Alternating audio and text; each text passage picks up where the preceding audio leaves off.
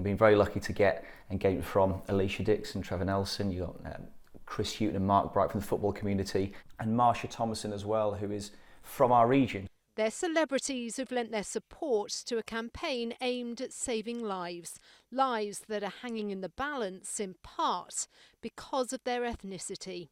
The key theme that I'm trying to raise awareness of through this campaign is the sheer lack of diversity that currently exists on the stem cell donor registry. If you are of any other heritage, genetic heritage than a couple of generations of white European, at best you're going to have about just north of 30% chance of finding your match today, versus over 70% if you are white European. That is an equality that shouldn't exist, but it does. And what I'm wanting to do is focus the conversation on what we can do to change that. Pete knows only too well the impact of that health inequality. He was diagnosed with blood cancer 6 years ago and given 7 years to live. But his Macanese heritage has meant finding a stem cell donor incredibly difficult. That's still a cloud that hangs on the horizon every single day when you wake up, when you look at your kids, when you're trying to plan ahead.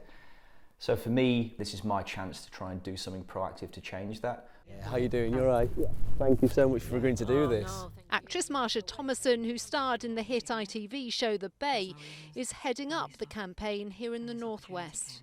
Like so many people, I didn't know anything about stem cell donation or blood cancer or any of it. And I got the request, and before I responded, I did a bit of research on the internet, and I just was kind of dumbfounded to learn how easy it is and how significant it can be. And so to me, it was a no-brainer, actually. There I was thinking I was in for a quiet life here. We all apparently have a genetic twin somewhere in the world, and so you may be able to help your genetic twin, and then you just have to give some blood. I mean, it's so simple, and what an honour to be able to help somebody's life in that way. And so I'm telling everybody, I haven't even started on social yet, but I'm telling everybody I meet, because I can't believe that something so simple could have such a significant effect on somebody's life. Signing up to be a donor is as simple as doing a cheek swab. And if you're found to be a match, for most people, it's just like giving blood. Super easy. It's not like the COVID swabs up your nose and retching. It's nothing nasty. It's a swab around your mouth. You think about that simple act can then lead to saving someone's life. The reality of my situation is that although I don't look mixed race, I am.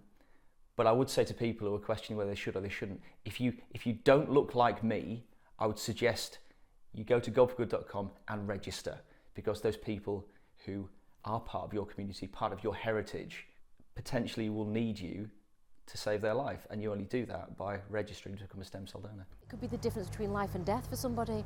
Just register, because you could just change somebody's whole life. Getting celebrities on board, Pete's hoping will help spread the word and encourage more of us to get onto the donor register. And who knows, it may just help save his life too. Mel Barham, ITV News, Bunbury in Cheshire.